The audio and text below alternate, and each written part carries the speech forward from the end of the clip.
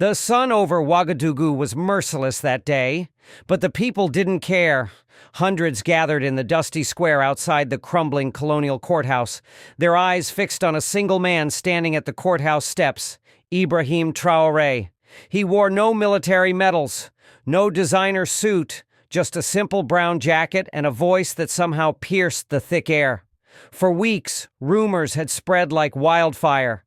Foreign companies were draining Burkina Faso's gold, local officials were bribed, and villages remained poor while a few grew rich in secret. Traoré knew the truth, and today he was about to reveal it.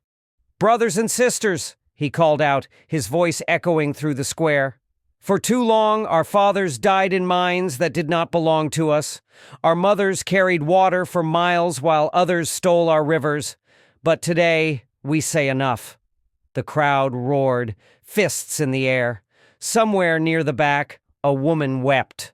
A young boy on his father's shoulders yelled, "Long live Traoré!" Soldiers on the courthouse roof exchanged nervous glances. They had orders to monitor the gathering, but not to interfere, not yet. Inside the courthouse, a handful of foreign consultants watched the scene through a dusty window. One of them, a tall man in a crisp suit, tapped out a message on his phone. "Situation worsening. He's rallying them. Should we move?" Traoré raised his hands and the crowd fell silent again. His eyes, dark and alive, swept across the faces, farmers, students, market women, old men who had fought in wars they barely remembered. "I do not stand here today as your president, your soldier, or your master. I stand here as your servant. Together we will break these chains, and not even the mightiest among them can stop us." The silence that followed was broken by a single shout. "We are with you!" Then another, then 100, then 1,000. And somewhere in that rising tide of voices, Ibrahim Traoré became more than a man. He became their unstoppable hope. As the chants echoed through the square, Ibrahim Traoré stepped down from the courthouse steps, moving into the crowd with the calm certainty of a man who feared no bullet. His security detail, loyal but tense, followed at a discreet distance. Mothers reached for his hands. Farmers clapped him on the back, leaving dusty handprints on his jacket that he didn't bother to brush off. In a small cafe across the street, two men watched him through half-closed blinds. One was Burkina Faso's newly appointed interior minister, a man named Daouda Silla, once a rival, now pretending loyalty. The other was a foreign advisor whose accent betrayed a European intelligence connection. They spoke in low tones over untouched coffee. "You see," said Silla, wiping sweat from his brow. "He doesn't understand power. He thinks he's a hero. He's stirring the villages against us." The foreigner didn't look up from his phone. "Number. He does understand power. That's why he must be managed or removed." Silla flinched. "Removed? He's the people's lion now. If he dies, he becomes a legend. If we discredit him, the same. How do you kill a man the people have crowned?" The foreigner pocketed his phone and finally looked at Silla, his eyes cold as polished glass. "You don't kill him, you break him from the inside. Find someone close to him, someone who wants what he has." Meanwhile, Traoré moved through the marketplace like a wandering preacher. Vendors offered him bread and roasted maize. He refused nothing, sharing bites with hungry children, laughing with elders. Every camera phone caught it, and every video went viral within hours. In dusty villages and crowded cities alike, people watched their leader eat with them, speak for them, fight for them. But in the shadows of government halls, whispers grew louder. If Traoré couldn't be silenced, then betrayal would have to come from within his own circle. And somewhere, a snake began to coil. Night fell over Ouagadougou like a heavy blanket, but in the presidential residence, the lights never dimmed.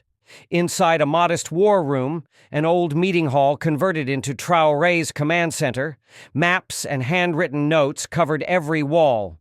At the center of it all stood Ibrahim Traoré, sleeves rolled up, reading reports aloud to a circle of loyal ministers and young regional chiefs. "We have 6 new community water wells completed in the north," he said, voice hoarse but determined, "and the seed distribution for the dry season crops must double. If we feed ourselves, no foreign aid can chain us again." Around him, nods of approval mixed with worried glances. Some feared pushing too fast, too boldly. But Traoré didn't see fear, he saw momentum. Every well dug, every acre harvested meant one less coin leaving Burkina Faso's pockets. It meant independence not just in slogans, but on the table of every family. Outside the residence gates, however, a different kind of meeting was underway. In a black SUV parked under the shade of neem trees, Minister Silla whispered urgently into his burner phone. He spoke in code, but his fear cracked through every word. "Yes, he works night and day. The people trust him too much now. He's unstoppable if this continues. No, not an accident. Too suspicious. We need a scandal, something that makes them turn away in shame." A voice on the other end, smooth, foreign, and unmistakably powerful, answered with a single name. "Use Ouedraogo." Silla's hands trembled as he ended the call. Ouedraogo, one of Traoré's oldest friends, a trusted brother-in-arms from their days as young officers. If betrayal had to come, it would hurt most if it came from blood. Inside, unaware of the venom brewing outside his walls, Traoré laid his hand on a map marked with dozens of small flags. Each flag was a promise, a farm, a school, a future that no foreign president could buy or bomb into submission. But as he looked up at his exhausted ministers, he felt something else too, a chill he couldn't explain, a hunter's sense that somewhere close, an old friend might be sharpening a knife meant for his back. Traoré stood alone in his private study, the hum of a ceiling fan, the only sound cutting through his restless thoughts. In front of him, a stack of handwritten letters from villagers thanking him for new wells and clinics. He ran his fingers over the ink, each word reminding him why he had chosen this path. A soldier turned leader, bound to his people, not foreign capitals. A quiet knock interrupted his solitude. The door opened slightly and Captain Ouedraogo stepped in. Tall, broad-shouldered, wearing the same faded uniform they both once wore in the bush. His presence should have brought comfort. Instead, Traoré's gut tightened. "My brother," Ouedraogo said, a grin that didn't reach his eyes stretching across his face. "We need to talk. Just us. Like old times." Traoré gestured to a chair, studying every movement. He noticed how Ouedraogo's hand never strayed far from his sidearm. The old trust was there, but fragile now, like glass ready to shatter. "I hear things in the barracks," Ouedraogo began, leaning in, voice low.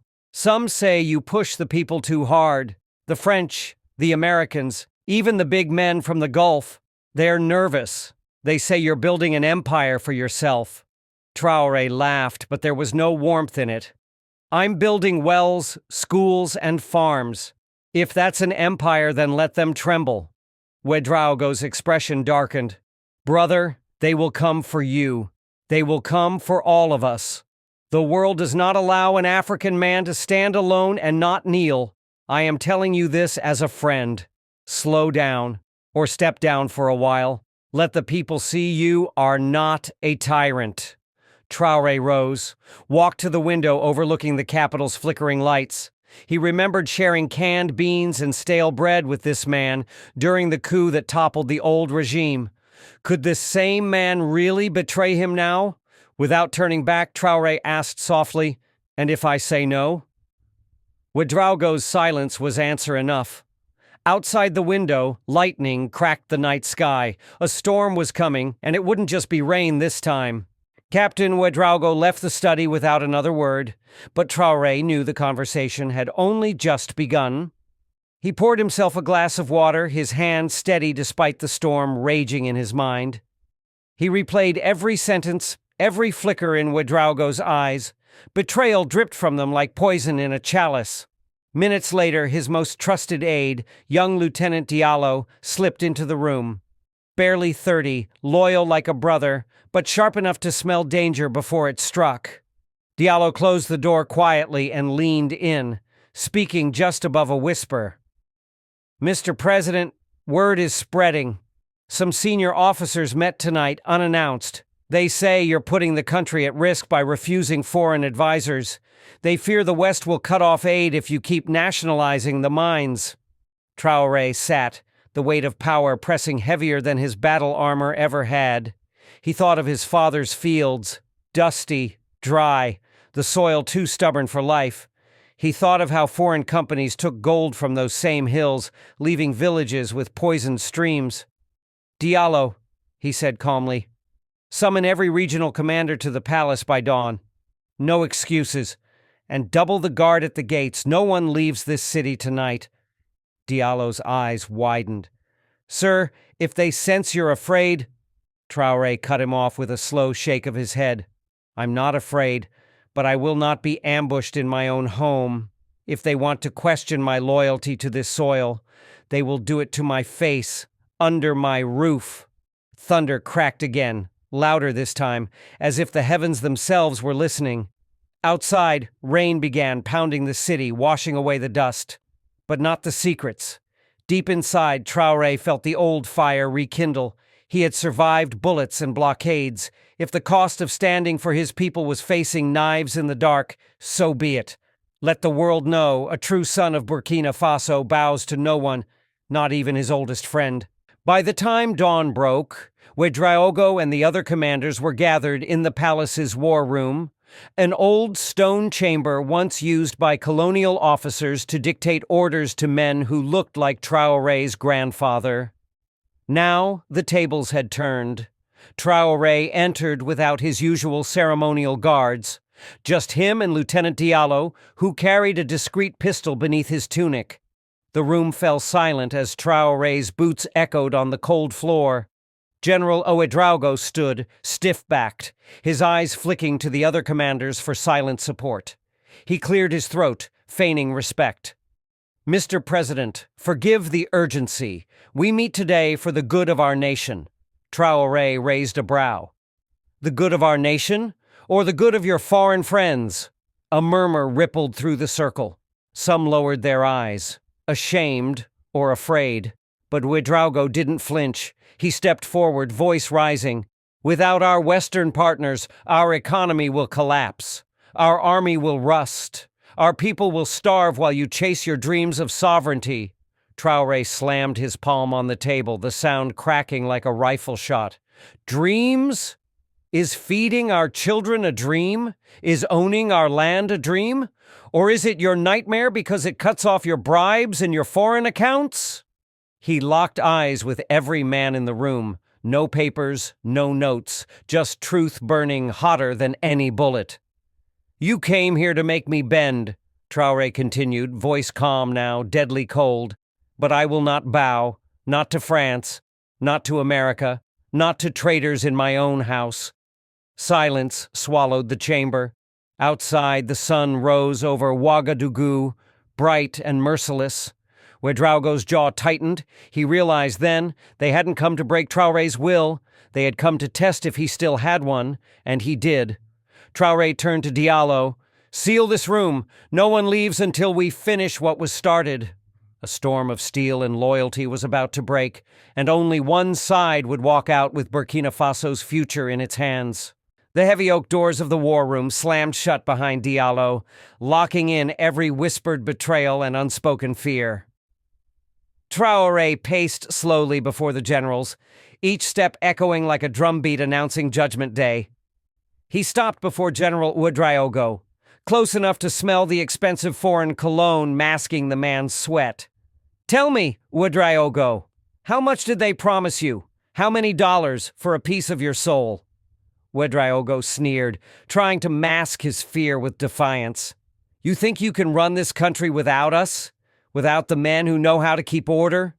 Traoré leaned in, voice a blade slipping between armor. "I don't want your order. I want justice. I want children who don't die thirsty while you buy villas in Paris." A murmur of shame rippled through the other commanders. Some shifted uneasily, suddenly unsure if they stood beside a general or a traitor. Diallo stepped forward, a dossier in his hand. He laid it on the table, photos, bank statements, recordings, proof, the foreign bank wires, the secret meetings with embassy attachés, the promise of a stabilization mission if Traoré became unmanageable. Ouedraogo's eyes darted across the damning evidence. In that instant, he understood his real trial had begun, not in the shadows of a foreign deal, but under the unforgiving gaze of the man he thought he could topple. Traoré's voice dropped to a whisper, more terrifying than any shout. "You betrayed me, but more than that, you betrayed them." He pointed to the guards at the door, to the junior officers, to the millions outside who believed Burkina Faso could stand on its own feet. "Speak now, Ouedraogo. Confess, and maybe you walk out alive. Lie, and you feed the earth tonight." The chamber went dead quiet. In that hush, history leaned in to listen. Ouedraogo's throat bobbed as he swallowed, his bravado dissolving like sugar in boiling water. The other generals shifted, some edging away from him as if betrayal were contagious. Finally, with a rasping breath, Ouedraogo cracked. "It was the Americans and the French. They said you were dangerous, that your rice program would push them out, cost them billions. They wanted stability." Traoré's eyes flickered with bitter amusement. Stability, always the word tyrants and thieves hide behind. He gestured to Diallo, who began reading aloud snippets from the dossier. Lines of emails, coded phrases, wire transfers to offshore accounts. Each word stripped the last rags of honor from Ouedraogo's shoulders. One of the younger commanders, Captain Sano, couldn't bear it anymore. He slammed his fist on the table. "You sold our children's future for their leftovers? You made us dogs at a foreign table?" Ouedraogo wheezed a pitiful defense. "I did it for the army. For our strength?" Traoré cut him off with a raised hand. "You did it for yourself. You weakened us for your comfort." Outside the war room, the news of the sealed chamber leaked into the palace corridors. Soldiers gathered at the doors, tense but loyal. They knew what was happening inside. They knew their president was facing down a traitor alone, no foreign handlers, no hidden strings. Traoré stepped back, looking at each commander. "This is your moment. Burkina Faso doesn't need men who bow to Paris or Washington. It needs men who kneel only to their people." He turned to Diallo. "Take him away. He will answer to the people in the morning." As Ouedraogo was dragged out, kicking and howling, Traoré didn't watch. He was already speaking to the other generals, forging a new chain of trust from the ashes of betrayal. Tonight, one snake was cut down. Tomorrow the garden would be cleansed. As dawn approached, a crimson line crawled across the horizon, washing the palace in the color of spilled secrets. Word of General Ouedraogo's confession spread through the capital like a brush fire. Whispers turned into shouts. Fear turned into resolve. Traoré stood at the palace balcony, staring at the restless crowd gathering outside the gates. Farmers, students, laborers, all had come to see if their president would keep his promise to purge the traitors who traded their dignity for foreign coins. Beside him, Diallo handed over the final draft of a declaration. "If you read this now, the whole world will see, Ibrahim. There's no going back." Traoré barely glanced at the paper. "Good. Let them see." Down in the courtyard, the army assembled Ouedraogo and the handful of officers caught in his web. Their hands were bound, their medals stripped from their chests. Some wept. Others stared defiantly at the sky, still drunk on the lie that foreign powers would save them. Traoré stepped to the microphone. No paper, no teleprompter, just a voice that millions had come to trust more than any flag or anthem. "People of Burkina Faso, last night you were betrayed, but you are not weak. You are not helpless. You are not anyone's property." He pointed at the disgraced officers. "These men traded your hunger, your children's hope, for promises from men who sit far away and call themselves kings of the earth. But here in this soil, no king rules but the people. A roar rose from the crowd, sweeping over the palace walls. He held up his palm for silence. Justice will be done, not for me, for you. For every farmer who sowed rice in hope, every mother who buried a child because aid was stolen. We do not bow, we do not beg, we rise. Behind him, Diallo nodded to the firing squad. The traitors' final prayers dissolved under the dawn breeze. And when the shots cracked like thunder, the people knew it wasn't fear echoing anymore. It was freedom. The sun climbed over Ouagadougou, illuminating a city that felt reborn, bruised by betrayal but standing taller than before. The executions at dawn had sent a clear message. No foreign hand would dictate Burkina Faso's destiny ever again. Inside the palace, Ibrahim Traoré sat alone in his study, staring at a faded photograph of a younger version of himself, a soldier with dirt on his boots but fire in his eyes. A soft knock at the door pulled him back. It was Diallo. "Mr. President, the people are waiting. They want to hear what's next." Traoré rose, his bones aching not from age, but from the weight of what he had carried. Outside, the palace steps overflowed with faces, old, young, rich, poor, all staring at him with the same silent question. Will he stand for us again? He stepped forward. No grand speech this time. No promises carved in marble. Just truth. "I stand before you not as a king," he began, voice low but carrying across thousands. "Not as a savior, but as a man who once picked up a rifle because no one else would fight for us. And I will never stop fighting. Not until every child eats, every village drinks clean water, and every foreign master learns that Africa is not a pawn on their board." Applause thundered, not as worship, but as a promise, that his fight was now theirs too. Traoré looked into the sea of eyes. He knew more battles would come. New traitors would sprout like weeds, foreign powers would plot again, but so would the people rise, every time. And as long as they rose, so would he.